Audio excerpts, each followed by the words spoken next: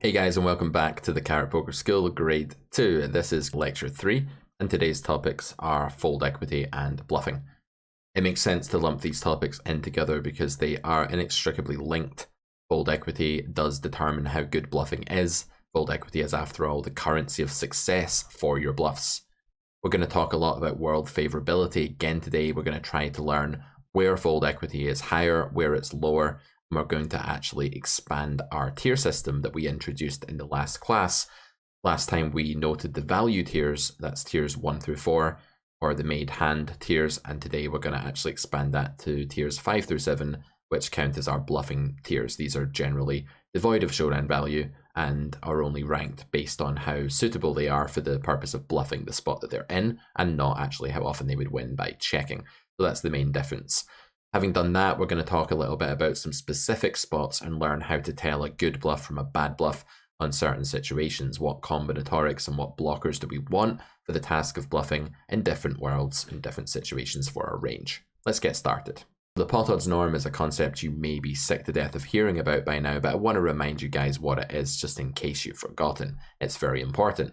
The pot odds norm is the quantity of fold equity we would expect a bet to yield, based on its size compared with that of the pot in a neutral world. So all else being equal, the pot odds norm is calculatable very easily just by asking how much of that pot do I need to get back to recoup the bet investment I've just made. The idea would be on the river in a totally neutral world, the EV of a bluff would be 0 because bluffs don't have any equity by the river, they don't have the chance to improve again. However, there are all shapes and sizes of bluff before the river, all kinds of draws and semi-bluffs and things like that, so it's not really sensible to say that the EV of a bluff should be 0, but certainly in a neutral world before the river, the EV of bluffing and checking should be fairly similar. But it's much more useful, in my opinion, rather than thinking about MDF, or minimum defense frequency. This is a term you'll hear people talk about a lot. I think it's a lot more sensible to work in terms of pot odds norm fold equity. Fold equity is just a more useful currency, I think, than MDF, because fold equity is something you can trace more mathematically. While poker is a game of logic, not mathematics primarily, it's still useful to learn a few mathematic tricks of the trade, and I think fold equity is a better way to express what's happening than talking about defense frequency. We should say they are two sides of the same coin though. Here we have a familiar graph. You may recognize this from lecture 1. When fold equity is higher, you can expect that you'd be in a favorable world in GTO, and when it's lower, that means that the world is less favorable. Therefore, bluffing is inherently much more profitable as world favorability increases. One thing we should note about this graph before moving on, and I won't dwell on it because I know we've talked about it previously, is that while fold equity may be lower out of position than in position, and it may be higher when you have a big range advantage, I want you to remember that the node where you have the chance to bet and the node after you've bet are two different situations. If player A finds himself in an unfavorable world with a betting opportunity, what his range really should do is siphon a lot of the bad hands away into the check folding bucket. What this means is that the range you choose to bet with in an unfavorable world is not the same range as the one you land in that world with. Therefore, just because player A was in an unfavorable world doesn't mean that player B is in a favorable world after player A bets. Player A has to actually be careful about what they bet there and only craft a betting range that's actually surviving. So you'll often see the world switch from unfavorable to neutral in situations where player A bets, but you'll see it get even worse for player A when they check, because they have to throw a lot of their junk into that check fold range. So fold equity in the pot odds norm, how do we really go about calculating this? The pot odds norm, as we've said, is the quantity of fold equity that we should expect in completely neutral EV environments. While a completely neutral EV environment is fairly hard to come by in poker, the best and most common example of these neutral spots would be ones in which the aggressor has been barreling multiple times and the caller has been calling. In such situations, although you have a lot of asymmetry with respect to each range, you are going to still see neutrality in EV, because while the aggressor has a nut advantage and often a positional advantage, the caller tends to have way less bad hands, or wooden spoons, as we observed in lecture 1. Whenever a villain meets MDF, we can say that we have pot odds norm fold equity. These two things are exactly the same, they're just one minus each other. But this only happens when neither player is at much of an EV advantage. Villain will defend less hands than MDF suggests in unfavourable spots. He'll defend more hands in some favourable spots, particularly in position. When you're in position, it's very common that your range actually over-defends compared to the pot odds norm, and this is just because the boost that you get from being in position allows more hands than average to be profitable. Of course, you're not in as good a world as the world was bad for your opponent before they bet. There's definitely going to be a neutralization that happens when someone chooses to bet even though they're in an unfavourable world. Therefore, when someone checks to you when they were in an unfavourable world, you have a lot of fold equity now. Here's an example. Let's say Hero opens the hijack and is called by the big blind. Hero then elects to bet 1/3 of the pot on a flop of Queen Queen 8. Here are some questions for you just to get your head around this a bit more. What is the pot odds norm fold equity? Pause the video, have a think about it, figure it out, and then tell me. Or, well, maybe don't talk to your screen, but have an answer written down or in your head. Here is my answer. 25%. Pretty simple. That's the standard for 1/3 pot. Try and internalize that one. It comes up time and time again, but we will look at a chart that will help you memorize pot odds norm fold equities on the next slide. You care to guess what the true fold equity is here in theory? How often do you think the solver chooses to fold this spot against a 1/3 pot size c-bet as big blind against hijack? Bear in mind as a clue that hijack's range will be far stronger here than big blind's, so even though hijack is going to come close to betting everything on this flop, the starting range was really unequal. If you've got a number in your head, that's great. Here's the answer. 31%. So despite the fact that hijack is practically range betting, there's still going to be 6 to 7% more fold equity theoretically than the pot odds norm. This is not exploitative play. This is not the out of position player getting run over or bullied or making any mistakes. It would actually be a really bad idea for the out of position player to fold only 25% of the time here. That would be to assume range neutrality in a spot where one range is much stronger than the other. It's very common in all walks of life for you to not want to defend yourself against much stronger foes. We have two mechanisms for survival, fight or flight. Well, we also have freeze, but that's secondary. But fight and flight are both options. If we always had to choose fight, we'd get killed a lot more often, just as we would if we always had to choose flight. Sometimes one is more suitable than the other. You will have heard poker annotators talking a lot about MDF, minimum defense frequency. It's a really convenient term to go to because it almost simplifies the game tree too much, to a point where it becomes inaccurate. If ranges are equal, there's nothing that wrong with MDF if you know how to use it and you take it with a pinch of salt, but here are some situations in which MDF can get badly misapplied. First off, you may have heard people say things like, we will have to call with X type of hands to hit MDF here. This is a huge problem for a few reasons in some varying situations.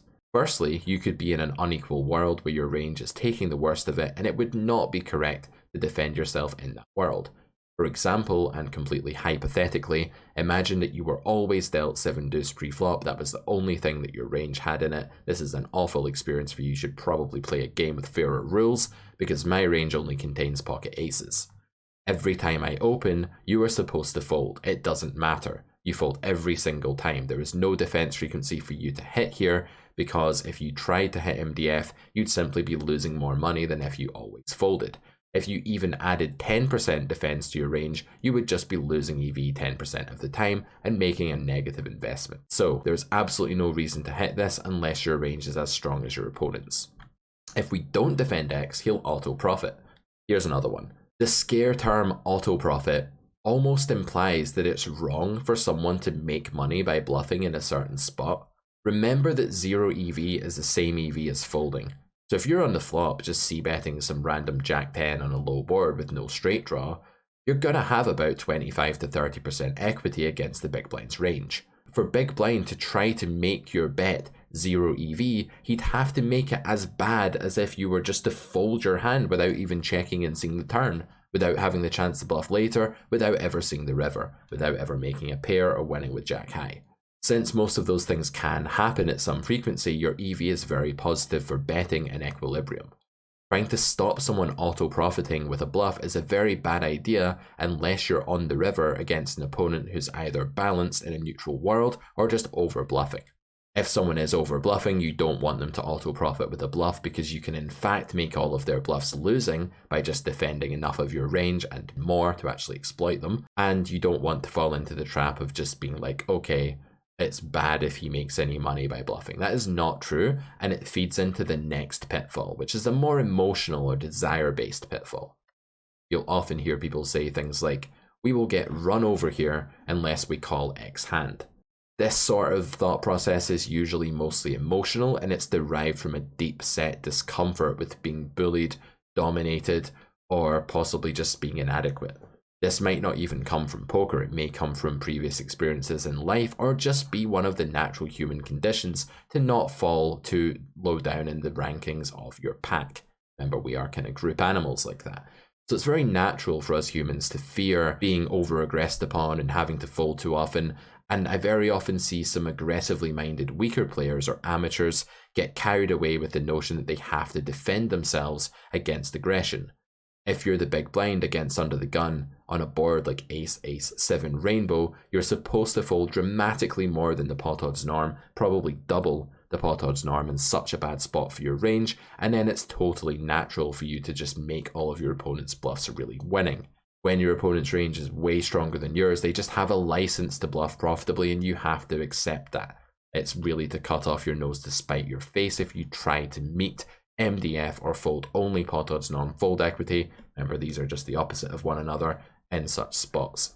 In reality, the solver, which knows best when it comes to the theory domain at least, always overfold compared to the pot odds norm whenever it has a significant range disadvantage. So should your opponents, and so should you. So beware these fallacies. One thing I will add to this is that this overfolding that you see from the solver, this is not exploitative, it's not making mistakes. There are really two ways in which the word overfold can be used. Firstly, it can be used just to denote theoretical fold equity being high because of a range inequality, or secondly, it can be used to explain when someone is actually folding too much of their range compared with what theory should do. Fleeing from mighty ranges. The following is analogous to the real world. Well, maybe not quite the real world, but some kind of non-poker realm. The question for you here is, how often should the poker nerd depicted on the left opt to fight rather than flee against this mighty foe? What frequency of the time should he choose fight over flight? There are no camera lens tricks going on here. This is indeed the true physique of this person. They don't have any kind of weapon, and this is indeed a giant orc, or troll, or ogre, or something with a warhammer. So what do you think? What percent of the time does this person choose fight? Well, the optimal strategy should be to fold, i.e. flee, all of the time. It's very analogous to the situation we discussed, hypothetically, where I have aces and you have 7 deuce, and I go all in for, say, 10 big blinds pre-flop, and your defense frequency with 7 deuce against aces exactly should be 0. Okay, in real life we don't have this situation. In real poker landscapes we don't have those absurd ranges, but that's not the point. The point is that when you're massively outgunned, there isn't actually a minimum defense frequency that you need to hit. In the most extreme example, you fold all of the time, and generally when you're on the flop out of position, facing a player that has a range advantage against you who's c-betting, you're basically folding a lot more than the pot odds norm. That's the idea. Although your range won't be like completely weak, you won't have to fold absolutely everything, you'll have to fold very often. And similarly, when you are the one with the range advantage, this explains exactly why we c-bet more often when we have a range advantage. The fold equity that we get that's in excess to the pot odds norm is all just pure profit. So knowing the pot odds norm, just as we need to mainly focus on logic in poker, there are some mathematical notions that are in our interest to learn. Poker is not a game of math, as I've said before, it's a game of logic. But there are some little tricks that you can instill into your armory that just make you a bit of a more versatile and theoretically solid poker player. And one of these is understanding the following. So if you want to work out what the pot odds norm would be, that's the amount of fold equity again in a neutral world that would be expected purely by considering the pot odds of a bet. Then what we want to do is imagine this bet that we're making. Let's say in this case that it was a B33. And we divide it into the new pot after the investment. You see that I've depicted our investment chip here, our B33, as a separate thing from the other 3 chips in the pot. The reason I've done this is that it's important to understand that this is the one we want to get back. Maybe not this one, but one chip of this size. And so it's really 1/4 of the new pot we need to get back in order to break even. The reason that we think about the new pot is that when our opponent folds, it is the new pot that we're getting. It's the 3 plus our 1. Our 1 doesn't go away into a vending machine in order to get the other 3 chips back out. It doesn't work like that. It goes into the same pot that we're actually trying to win. So the pot odds norm with B33 is 25%. You knew that already, but here's exactly why. You can do this with any amount of chips. You can practice this visualization. I do get a few students that are a little bit, I don't know, maybe they just don't thrive in math. It's not their main subject, and they struggle more with numbers than they do with concepts or language or anything else. And so for people who are a little bit mathematically challenged, and I'm not the best at math myself, I would recommend definitely doing this sort of visualization just to make sure you understand what the pot odds norm is. Of course, in game, you don't want to be doing this kind of mental obstacle course, and you would much rather just have internalized these numbers and be applying them in a more intuitive way where you're not being quite so precise. So this isn't an in-game thought process, but for your reference, this is how often bets are expected to work in totally neutral worlds when we make them. So a bluff will break even in a neutral world, or in any world, when it's a 0 equity bluff for these amounts of fold equity. B400 needs 80% fold equity. That's actually really normal when you think about it, because you're investing way more than the pot. In order to get your 400 chips back, you have to get back 400 of the 500 chips you create by betting 400 chips. Same idea, to get 150 chips back out of 250, you need 3/5 or 60% of the pot. So this is really intuitive once you get your head around it. What you'll see if you play around with solvers here, guys, if you use certain browser-based solvers, or maybe you make custom sims in your own solver, is that a really good habit to get into is checking out the fold equity on each street, looking at the EV first of all for each player to determine who has that world favorability advantage, but then looking at how that correlates with fold equity. What you'll see is that in the really favorable worlds, this will just be far more than the pot odds norm. In more neutral worlds, it's alarmingly accurate just how close the solver will get to folding the amount of the time that would make the average bluff indifferent. That is a part of the Nash equilibrium that the solver ends up at by running its algorithm, is basically causing the opponent to not be incentivized to bluff nor be incentivized to give up in a neutral world with an average bluffing candidate. That should be a break-even proposition, and that can only be achieved if this amount of fold equity is affected by the player facing the bet. On to one of the most important theorems in the course now. This probably ranks in the top 3 across all 3 grades of the Carrot Poker School. Welcome to River Blunder Theorem. River Blunder Theorem is the idea that it is a blunder, meaning a large and meaningful EV mistake, to check the river in a favourable situation with very little showdown value. When you don't have a lot of showdown value, you're going to have an EV close to 0 by checking. If fold equity is above the pot odds norm, then it means that bluffing is comfortably plus EV. And remember, in favourable worlds, fold equity is indeed above and beyond the pot odds norm. If we have very little showdown value, then checking is close to 0 EV, as we've said. Plus EV is better than 0 EV. Money is better than no money, generally. Therefore, you must bet. This rule will generally not apply to favourable flop or turn spots, although it can sometimes, but the reason it's not so reliable there as a watertight rule that forces you to bet is that in those cases where you're still on one of the earlier streets post-flop, you still have the river opportunity to come. You can usually delay your aggression even in quite favourable worlds until the river, but there are some rare situations that are so favourable for your range that there's so much fold equity that it has to be seized right away. We actually see this on the flop a lot when solvers choose to bet all of their range. What they're effectively doing is saying, even though I could delay my aggression until the river, and even though I would be able to bluff at a future juncture on quite a lot of the game tree, I'm going to bluff every time right now because the fold equity is so high, it's so good, that I just want to grab all of it right away. Another way to understand why we range bet really favourable situations are that the amount of money we can make with our good hands by bluff catching and playing passively is massively reduced for the simple reason that our opponent doesn't want to be driving much action on the next streets by probing turn with a wide range. In this case, we do better by thin value betting, denying equity to worse but live hands in our opponent's range, and of course seizing all of the fold equity by bluffing immediately than we do by slow playing and delaying any of these actions. Therefore, betting range is a thing on the flop, and it's a mandatory thing on extremely favourable boards for your range.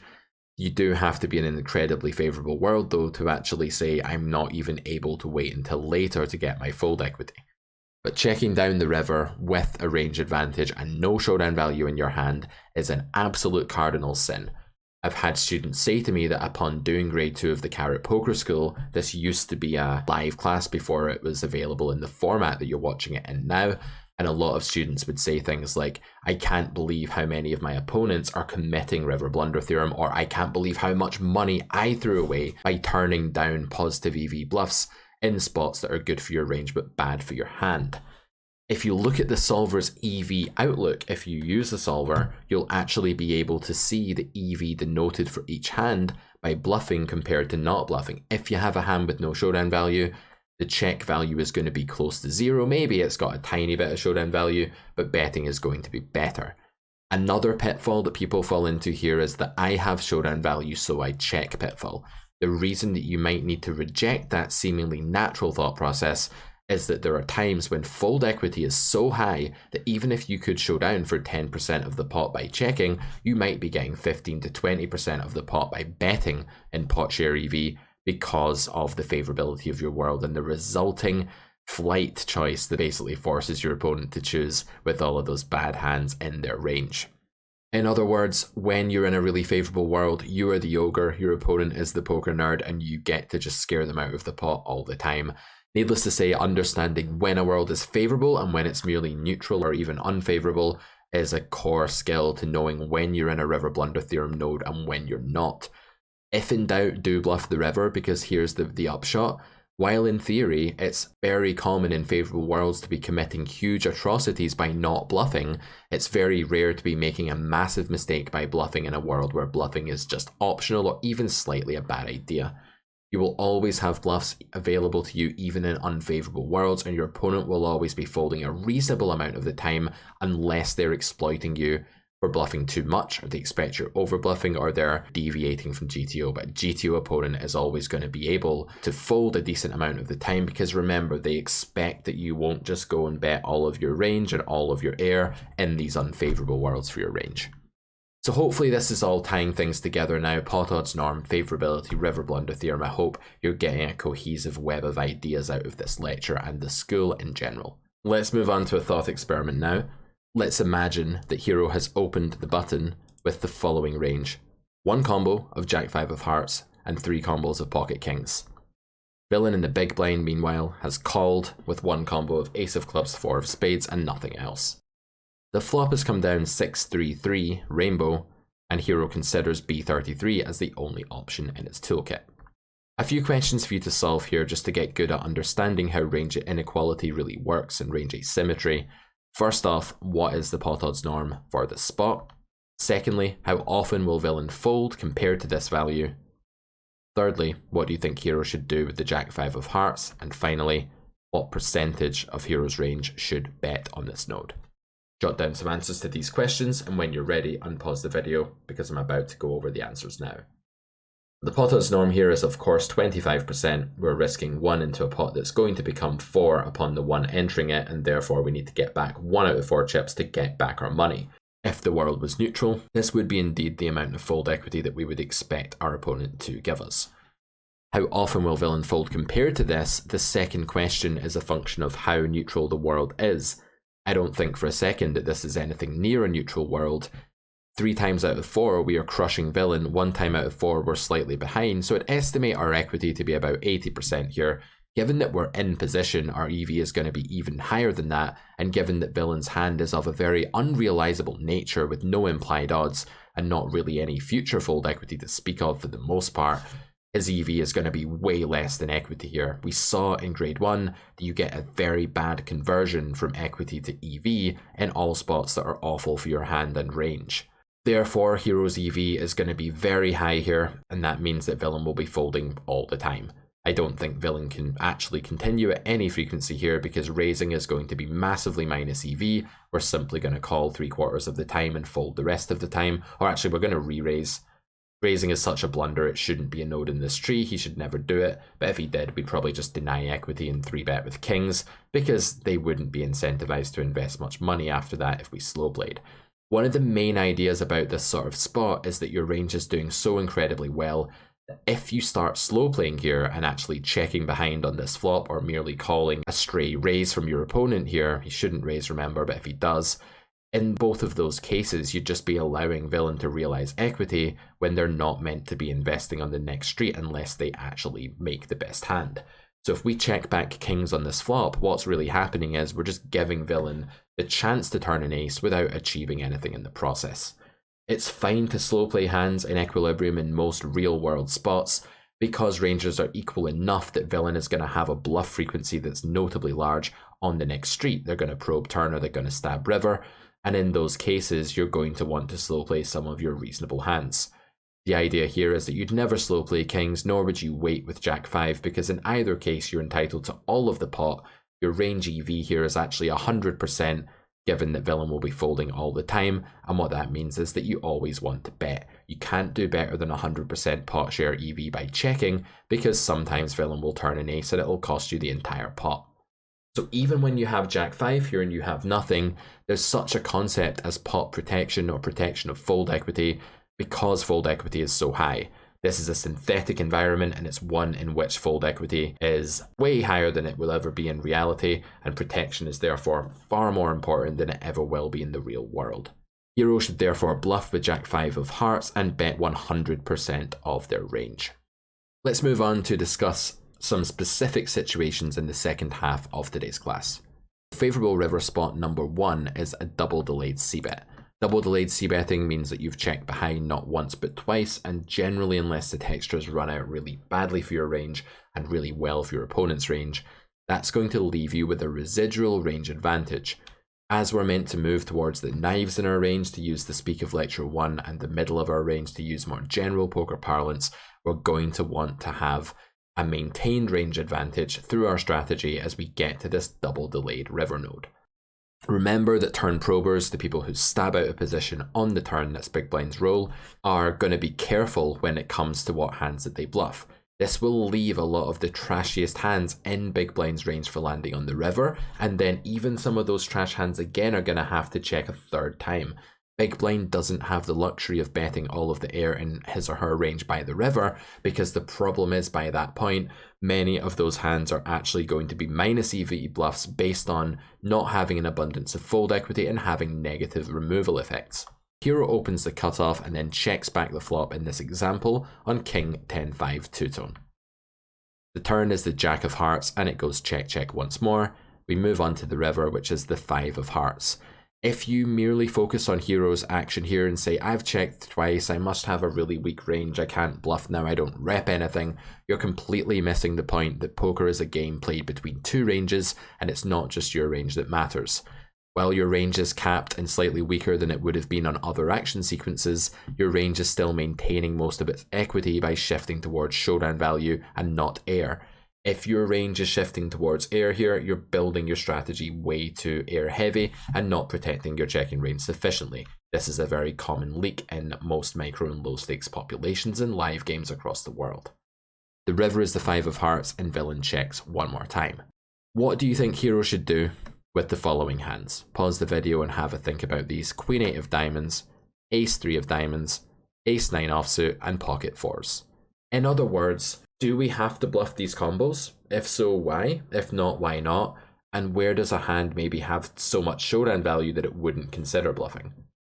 Have a think about this and pay particular attention to the action sequence and texture and what this means for the favorability of our range against our opponents in this spot.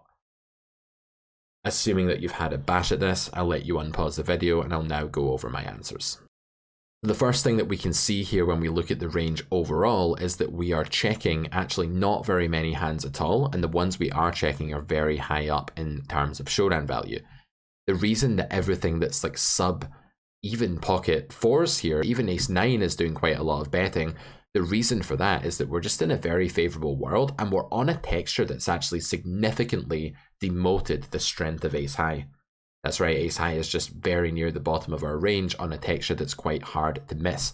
In the language of grade 1, this is borderline tsunami because there are 3 very wet cards that are very easy to connect with, and although there are no flushes possible and only a couple of straights, that isn't really the point. It's just hard to have air when these 3 really relevant cards are out there. It's much easier to have air on a run out like 7-7-7-3 deuce where everything bricks than it is when there's 3 broadways or even semi-broadways like in 9 present. So to answer our questions from the previous slide, the Queen 8 of Diamonds is an absolutely mandatory bluff. To check this hand on this node is to commit River Blunder Theorem. It's to cost yourself a lot of EV. You're probably going to miss out on 20-30% pot entitlement here by checking and showing down for a little bit of money instead of betting for a lot of money. The reason that betting is so much better is that while we do incur extra loss when we run into the rare check calls in Villain's range, the fold equity theoretically in this spot is supposed to be very high. Secondly, our Ace 3 of Diamonds hand. This one is also a pure bet. You might look at this and think ace high, that's got showdown value, I check, and you're not wrong. The hand does have showdown value. The thing is that the bar of how much showdown value you need to have to check is much higher in a favourable world because you're competing against a much higher EV line in bet. So when betting becomes really good, as poker is a game of choices, check now needs to be much better than normal in order to compete with betting. Ace 9 off looks like the kind of hand you should just check down, and indeed the solver does bring in a sliver of showdown here. What it's essentially saying when it's mixing green with the bet colours here is that betting and checking have the same EV. This is to be expected when your hand has a good amount of showdown value but not loads, because your fold equity is a good bet more than pot odds norm. Basically, the extent to which Villain overfolds to the pot odds norm is roughly equal in terms of how much EV it adds to the amount of showdown value that Ace 9 has. In other words, your pot entitlement is similar no matter what you do with this hand because the world is so favourable and you've got some showdown value. Fours is the first hand that the solver actually objects to betting. This hand is just showing down for too much money. It's probably also just unblocking hands like Ace High that it beats. And if you did bet this hand, you'd be very profitable, but it wouldn't be as good as checking. Make no mistake though, if you bet fours here, you don't have a negative EV, but you are making a mistake because checking would have given you a higher expected value. Have a look at that range, pause the video if you need to study it further. One final thing I would add is that while you see value hands roughly betting to their tier here, you see a hand like King X mixing over bets and big bets here. You see a hand like Ace Jack, for example, mixing the smaller, the lighter shades of bet. There's actually 4 different sizes going on in this spot: 33, 75, 150, and 400.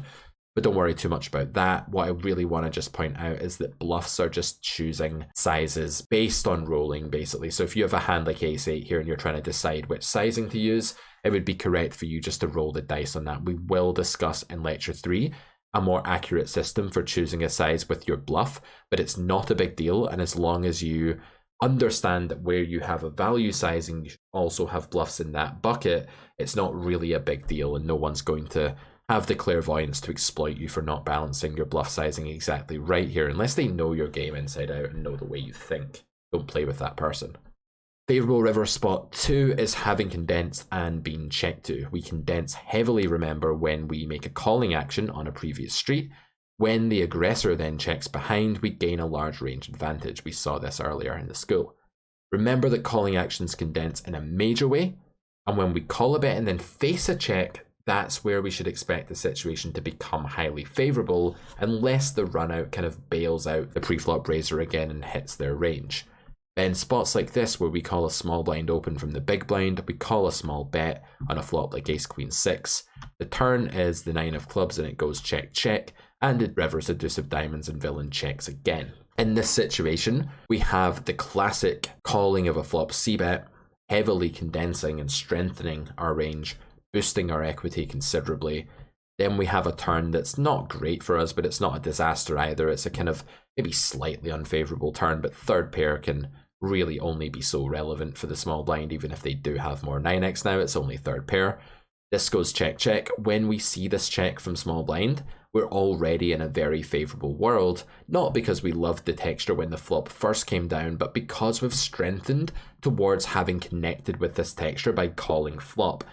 Villain, on the other hand, has bet, which is not an action that dramatically excludes air from his range. Remember, Villain is going to be betting quite a lot of air combos on this flop if they know how to build a good betting range in a polarized way. And so when they come to the turn and then check, they're polarizing and then condensing, and such an action sequence is always going to considerably weaken a range. So range advantage us on the 2 of diamonds river, Villain checks, and his range becomes even weaker still, we now have the option of betting.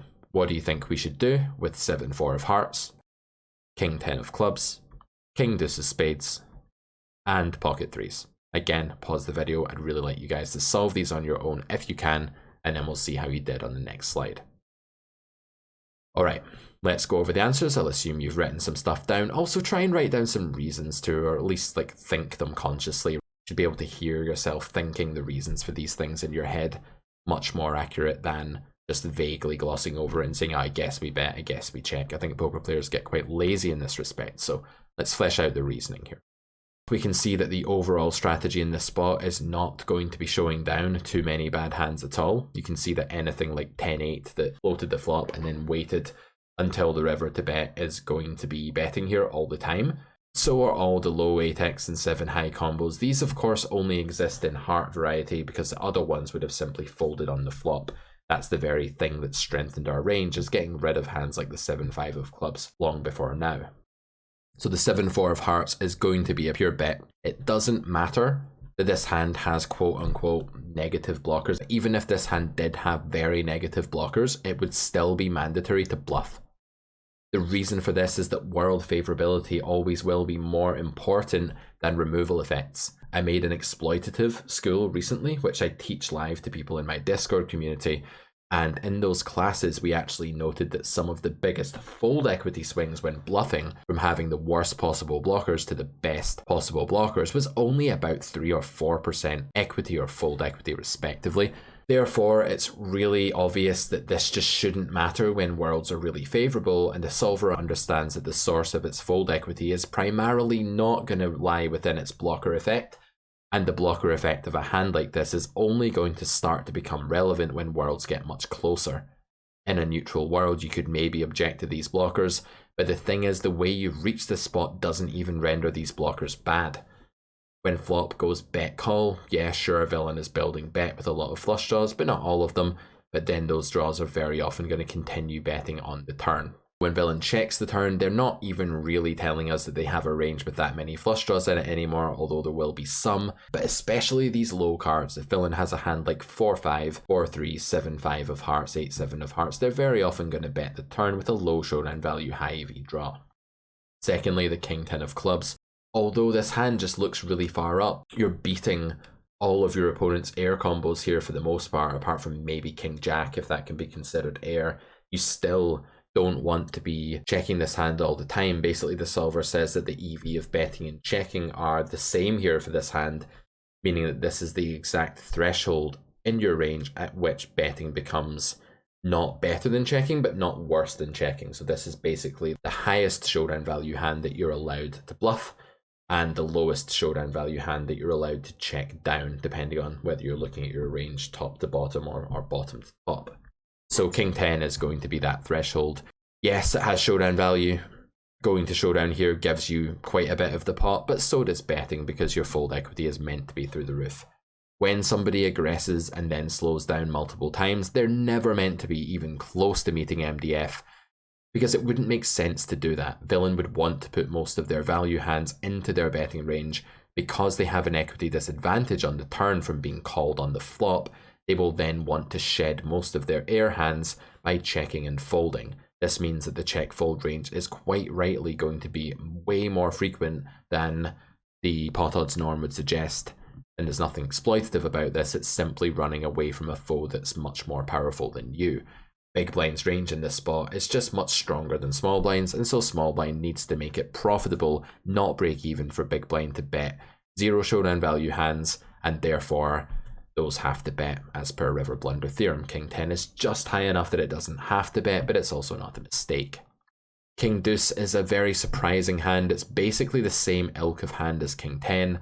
The thing is though that because the deuce came on the river, and therefore many of villain's main traps are going to be ace deuce, queen deuce, pocket deuces here that are check raising in equilibrium, this hand, although it has a slightly more showdown value than a hand like king high, it's going to have better blockers for bluffing. So king deuce is actually also an optional bluff, just like king jack and king 10. It doesn't become a pure check just because you've made a pair of deuces. You will note though that when we get up to 3s, 4s, 5s, 6x, etc., we're now in the middle of our range, our tier 4, and we're forced to check. Not that betting wouldn't be profitable, but checking would be better. Pocket 3s is the first hand here that the solver really says, nah, you probably shouldn't bet this, but you'll see that it doesn't actually mind it for a massive sizing. When you have so much fold equity, it's okay to say no thank you to quite a lot of showdown value. So very surprising that we bluff this far up into our showdown value. If this shocks you, it's probably because you don't react enough to world favorability and you don't notice the textures and action sequences on which your range becomes so favorable that you're just gaining all this theoretical fold equity. This fold equity, while I call it theoretical, it's not only theoretical, guys. It will exist in reality as well. Let's map out the entire tier system now. So we already talked last time about tiers 1 through 3.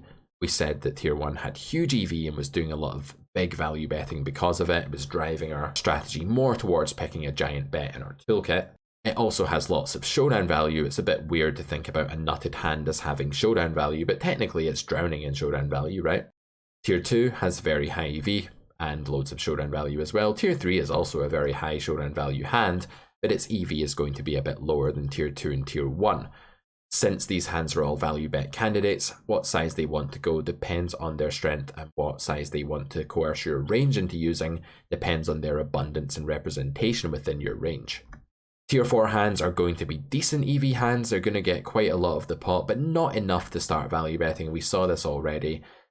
Some of these hands have a lot of showdown value, other ones don't have so much. Tier 4 is just a very wide band that can range from around 20-something% or even lower equity towards like 60 or even 70% in some spots. In position, it's not uncommon to check behind with a hand that has 68-69% equity because it's just not worth reopening, because after you've bet, you just don't have enough equity when called to value bet comfortably. You'll get raised sometimes as well by a properly protected checking player. The next 3 tiers that we're going to focus on today are what we call the bluffing tiers. The thing that these hands have in common is that none of them have any showdown value, just differing in terms of their EV. Tier 5 does not have more showdown value than tier 6. Any hand below tier 4 is going to be described as a low to zero showdown value hand that is eligible for consideration as a bluff. But a hand being eligible for consideration doesn't mean that that hand will always choose to bluff. And in fact, you'll want to be selective and have different criteria about what hands you bluff in different worlds of favorability for your range, otherwise known as range EV. Tier 5 hands are your best bluffs. They're the creme de la creme of the bluffing world, and they're going to bluff very frequently. They're going to bluff in worlds that are bad for you, they're going to bluff in average worlds, and they're definitely going to want to bluff in worlds that are good for your range. Tier 6 hands, not doing so well. These ones are going to be betting more when the world is favourable for you, but we will see that these are still the same showdown value as tier 5, and then tier 7 hands have the worst EV. They're going to need a more favourable set of parameters before bluffing is okay. So we'll maybe value bet with tiers 1 through 3 depending on whether we can slow play instead. We will always check tier 4, that's just a given, and we will maybe bluff tiers 5 through 7 depending on how urgent it is to bluff and how good the bluff is based on the world that we're in terms of favourability. Bluffing tiers and when to bluff. So pre-river, our tier 5 hands are going to be bluffing often. They're going to want to exert a lot of pressure, they're going to be very profitable, and they will not be put off by any kind of world at all. They'll be bluffing really often in a favourable world, but they'll also constitute our bluff selection in unfavourable and neutral worlds also. These kinds of hands have enough going on in terms of equity, EV, implied odds that they can handle a deficit in fold equity and will not cause our range to become too low EV, even if we include a lot of them. Tier 5 hands are typically things like flush draws, open-end straight draws, gutters to the nuts, gutters with flush draw blockers that block the outs of the flush draw coming in, and hands of this nature. It's also possible to have a tier 5 hand that's just really good blocker-wise that just massively unblocks the folds in your opponent's range a lot more than other hands do. We should note at this point that the EV of a bluff is not just about how much equity it has, it's also about its blockers, and what we really care about is not the overall EV of a bluff, but the EV of bluffing compared with checking. You could have a hand with lots of showdown value with excellent bluff EV, but you don't bluff it because checking is better. Tier 6 hands aren't going to bluff often in favourable worlds as well. They're going to maybe bluff in neutral worlds, but they're going to say no thank you and abstain from bluffing in unfavourable worlds. If you're on a probe turn spot, for example, with a really bad gutter, with 2 flush draws present in a landscape that's bad for your range, you wouldn't really want to bluff with that flimsy draw. However, it would be totally fine to bluff that hand in a more favourable world. Tier 7 hands are either hands that have absolutely nothing going on where most of your range has something. So if the board is very wet and almost anything has a straight draw and you come across a hand that has nothing, that could well be tier 7 because it's significantly worse than everything else. Alternatively, tier 7 on the flop or the turn could actually just mean blocking the folding range, having really bad removal that causes your opponent to defend to your bet too often. So these hands can bluff in favourable worlds. They tend not to bluff in neutral worlds or unfavourable worlds. Basically, in a favourable world, as per River Blunder Theorem, you can kind of bet any of the bluffs that you want to. You have to be semi-selective in a neutral world and really selective in an unfavourable world. River is similar, only now it just comes down to necessity a bit more. In a favourable world, you have to bluff tier 5. You must also bluff tier 5 in a neutral world and in an unfavourable world too. You might be thinking, well, what does tier 5 mean on the river? How can I have a good draw there? You can't. But blockers will separate a tier 5 hand from a tier 7 hand in these later street spots. Tier 6 will be able to bluff again.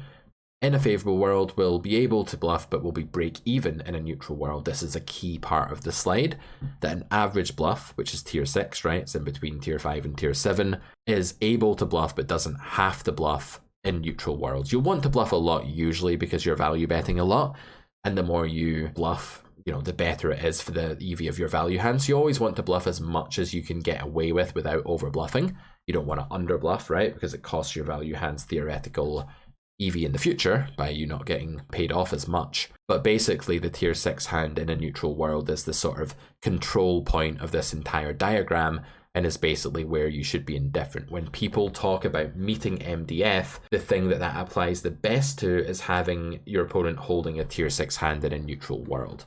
Average hand, average world is a 0 EV bluff. And in unfavourable worlds, you'll need to be more selective. So although tier 6 is decent, you're going to have to only bluff with the best blockers possible. Tier 7, you've got to bluff these hands in favourable worlds. But other than that, you'll probably want to be giving up. A tier 7 hand on the river is a hand with negative blockers that makes it more likely that your opponent is going to fold to your bet by unblocking their calling range and blocking their folding range. When you have a hand like this, you have to note that your fold equity is going to be a few percent, usually no more than that, but a few percent lower than it would be for the average hand in your range for a tier 6 hand, and therefore it's good practice to give up a tier 7 hand in worlds that aren't great for your range, that don't give you that abundance of fold equity that leads to the River Blunder Theorem spot. A little bit more theory on blockers and bluffing tier now. Before the river, bluffing candidates can be tiered by looking at nut potential as well as their blockers. Both factors are relevant. But on the river, the equity of all bluffs, of course, becomes the same. Not all bluff candidates, but all 0 EV hands, if you like, becomes the same in a neutral world. All of these tier 6 bluffs have just the same EV whether they bet or check, and that EV also happens to be 0 because you're not in a world where air has any showdown value. In these cases, we often use blockers to select the best bluffs, and blockers can be positive, or they can be negative, or they can be neutral. Positive blockers tend to remove more of villains' calling or raising ranges than the folding range. Neutral blockers will remove maybe nothing or even amounts of calling and folding combos. And negative blockers will remove more combos of villain's folding range than his calling range. You don't want to remove combos that fold from your opponent's range because these are the source of EV for your bluffs. Your bluffs are harvesting fold equity. So when that becomes less, your bluffs become losing in the world unless they're incredibly good blocker hands. So the blockers are going to bring up or bring down your fold equity by a few percent. They're never going to trump really strong factors like being in super favorable worlds, or even something like villain just being a tighter, nittier player who's folding too often, or a station who's not folding often enough. But they are going to swing things where stuff is close. And the reason we should care about blockers, even though their swings are not massive, is that in the long run, 3% fold equity really adds up So using the right combinations and not the wrong ones when you're unsure if your fold equity is high enough to bluff is going to on average get you better results long term than just bluffing at random. Tier 5 hands have positive blockers on the river. They tend to remove more of the continuing ranges of your opponent than their folding range. Tier 6 has neutral blockers. It may remove nothing. It might be like an innocuous hand. It doesn't really have anything going on. In fact, some of these are even tier 5 because it's just so important, as we'll see in grade 3, to actually unblock the folding range. So some of these innocuous hands are tier 6, but many are tier 5, but many of them are just tier 6 because they don't remove any continues or any folds. They basically have zero effect on villain's range. And tier 7 has negative blockers, things like blocking the busted flush draw the villain is getting to the river with, blocking busted straight draws, bluffing the kickers of second pair combos, just things like this in general, or blocking under pair pocket pairs that fold. These tend to be the factors that result in something having negative blockers and being deemed a tier 7 bluff candidate. Remember though, tier 5, 6, and 7, exactly the same showdown value, okay? I'm not saying that tier 5 has more showdown value than tier 6 or that tier 6 has more than tier 7. It's just about EV and it's about on the river removal effects. Picking bluffs in neutral river spots then, let's have a look at a triple barrel opportunity. As I noted earlier, triple barrel opportunities, they tend to be neutral spots because the aggressor, by betting lots of times, has eliminated mostly medium strength hands from their range, or knives if you want to use the lingo of lecture 1, whereas the caller has moved towards knives. But when you have a range that's usually power 2 because it's power 1 or 3, and then you have another range that's usually power 2 because it's only power 2, you just have two power 2 ranges going up against each other. Texture can affect this. Different cards, different river runouts, turn configurations, etc. do cause some of these worlds to be favourable or unfavourable, but mostly river spots like this are going to be neutral worlds. So let's say hero opens the button, gets called by the big blind, and elects to b75 on the following flop. 9-8-4 two-tone b75 is definitely a viable option with the nut advantage that this flop allows button's range to hang on to, not negating overpairs too badly. The turn is the ace of spades, pretty good card for the better, not a card that the caller will be hanging around with too much, and again it goes check, b75 and all. The river is ace of hearts and villain checks again. We have a triple barrel opportunity. What do you think we should do with the following hands? Think about world favourability here. Is this favourable, neutral or unfavourable spot? The clue is in the title of the slide. What about these hands? Queen Jack of clubs, Jack 7 of hearts, King 3 of clubs, and Queen 5 of diamonds. Some of these hands are going to be tier 5 and therefore mandatory bets in a neutral world. Some of them may be tier 6 and therefore optional bets. And one of them or more may be tier 7 and just be a prohibited bet. So which is which? Have a think about it, write down some answers and some reasoning, and we'll have a look on the next slide. Assuming you're ready, let's go through the solution. So in this neutral river spot, we can see that the solver is not shy to use an array of different sizes here. It thinks that it's getting to this node with a lot of different combos, all boasting different value equity bands. We have tier 1, tier 2, and tier 3 value hands here. We have a checking median here, hands that just have to sort of check for mediocrity, such as jacks or queens. And then we have our bluffing range, stuff like 10-7, Jack 7, busted flush draws. These are all bluffing candidates. Queen Jack of clubs is a mandatory give up. This is a tier 7 bluff candidate in a neutral world. If you go back to your chart, you'll see that that one cannot bet. And the reason for this is that fold equity is just about normal here in a neutral world, and this hand makes it less than average. If we'd started off in a hyper favourable world, we'd get to bet this hand anyway because the reduction in fold equity through the negative blocker effects wouldn't be enough to trump an extremely favourable world, and the excess fold equity garnered from that. However, since this world is just neutral because it's a hyperpolarized range against a very condensed one on a relatively neutral combination of turn and river cards here, the first ace is bad for him, but the second one is good for him. If you think about our value range and its combinatorics, that should make some sense. And then we have the good old rule that you just don't bet the worst bluffs in your range unless the world's really favourable. Clear give up in any triple barrel situation. It's a pretty safe bet in poker that unless the board is amazing for you, busted flush draws that have relevantly high cards will be give ups in triple barrel opportunity spots. Jack 7 of hearts is a fantastic bluff. This one is not just optional, it's actually making money. By having a jack here in your hand and a 7, you don't really block any of the hands that your opponent is folding on this node because most of them would have folded earlier. Villain didn't call with a hand too often on the flop that contains these cards that folds now at this juncture, and surprisingly some of the 8-7, 9-7 of hearts hands in his range may well just be river bluff catches at some frequency. Unblocking hands like Jack 10, club draws, etc. is far more important than anything else, and while this hand blocks Jack 10, that hand is probably just going to be raising turn the vast majority of the time that it's not raising flop, so we don't have to worry about that effect. Does this hand have any positive blockers? Possibly blocking something like Ace Jack with the Ace of Clubs that had a reason to hang around on the flop. Overall, not blocking any folds, possibly some positive blocker value, definitely a hand that you're going to make a little bit of money by bluffing in a favourable world, in a neutral world, because this is tier 5. This hand has only one truly relevant club blocker. Blocking Ace 3 of Clubs here is actually a good thing, because the Ace of Clubs is clearly not going to be a hand that villain folds too often on the river, being trip aces now.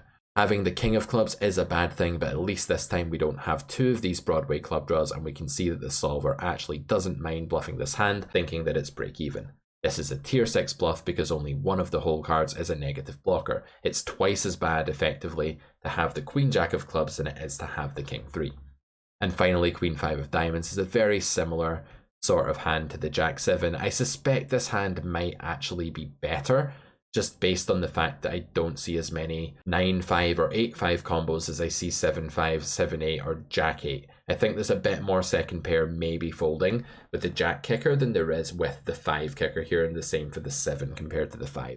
So I think the 5 is quite an innocuous card that's not really going to block any folds, and so I think Queen 5 of Diamonds is maybe even higher EV than Jack 7 of Hearts, but both hands should be very good.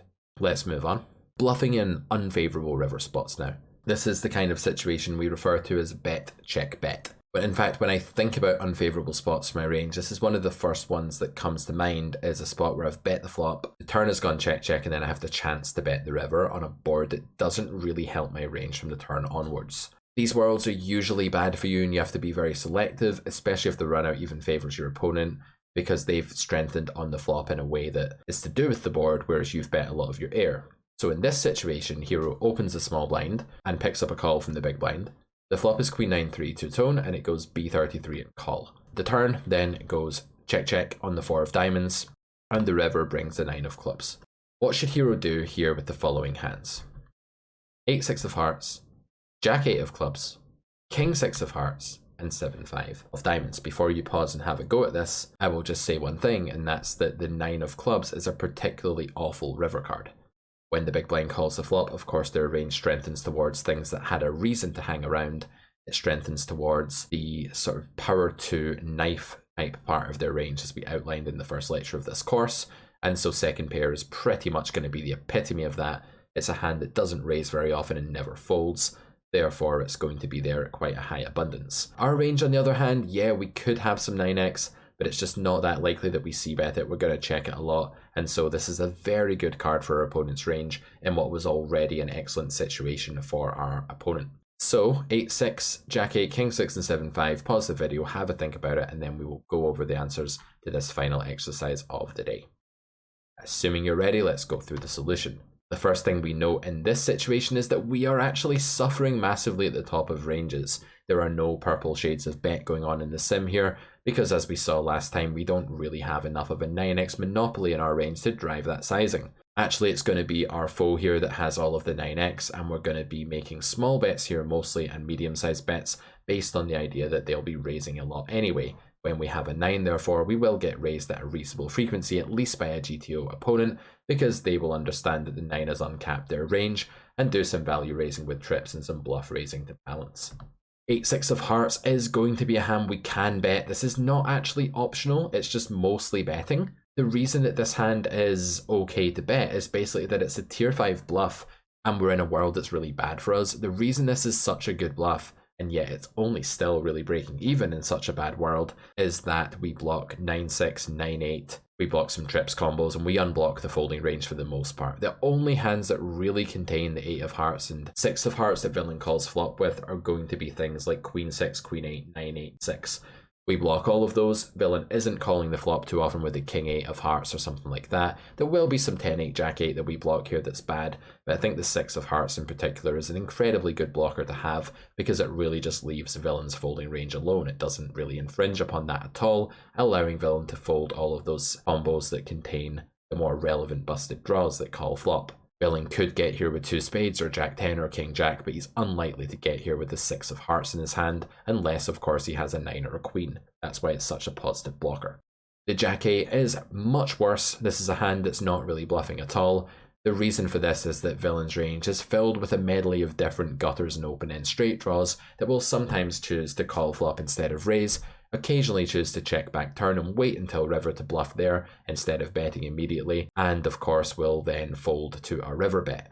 So we don't want to be removing these from the deck. We already noted that the 8 was not as good a card as the 6, but it does still at least block some 9x and queen x, but I think the jack is really the nail in the coffin here for this hand, and the card that renders this a tier 7 bluff. King 6 of hearts, this one is optional, it's not too bad to bluff with. While the king is going to remove some combos we'd rather not block, like king 10 and king jack, we've already noted the power of the 6 of hearts in blocking value hands and leaving the bluffs alone. We then have the 7-5 of diamonds. This hand is also probably more premium to bluff with, probably verging on tier 5 with the 2 low cards, but again, containing 2 diamonds is not going to be as good as containing 2 hearts, and therefore this hand is just optional. It really goes to show that there aren't really very many mandatory bluffs in unfavorable worlds. Even your best bluffs will be just very slightly profitable or break even. So it's not a big deal to find bluffs in this sort of world. Much more important to abide by the teachings of River Blunder Theorem today and make sure you don't miss bluffs in the more favorable situations for your range. This one, I don't really care if you underbluff this spot as much because fold equity is just not going to be very good anyway. Homework task 3 is to find a recent hand from your database for the following 4 nodes. Find the hand firstly where you have the chance to bet, check, bet, bluff, river. Did you do it? Didn't you? Should you have done it? How good is the favorability for your range in that spot? And what have you learned from this lecture?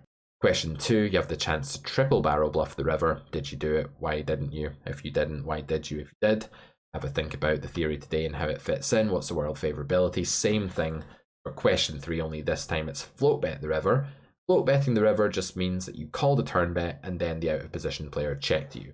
These are generally very favourable worlds if you think about the amount of condensing your range has done and then the fact that your opponent has polarised and then condensed and just forfeited their advantage. Hero has the chance to probe the river. These are situations that are usually favourable, but there are some runouts that make these not so good. So this means we called the flop out of position and the turn went check check. What I would do is pay particularly close attention to how you're thinking about these spots post this lecture compared with how you were thinking about these spots before this lecture. If you're finding that your old thoughts are still dominating, you need to do a bit more integrating of these concepts into your game by writing some prose about hands and thinking in depth about what the concepts mean in relation to the hands that you're playing. It won't be enough to just read through these slides and watch these videos to be able to start playing differently. You'll have to do some practical application as well. So do reduce your volume, go over your hands, and really think about this material as much as you can, not just at the tables, but in session reviews just after your sessions as well. See you guys on the next lecture, in which we're going to be discussing some more concepts to do with bet sizing and just how to plan your strategy. After that, we're going to move on to the out of position and in position games and look at the differences in those common spots. Hope you're enjoying the course so far, and I'll see you for the next lecture. Bye for now.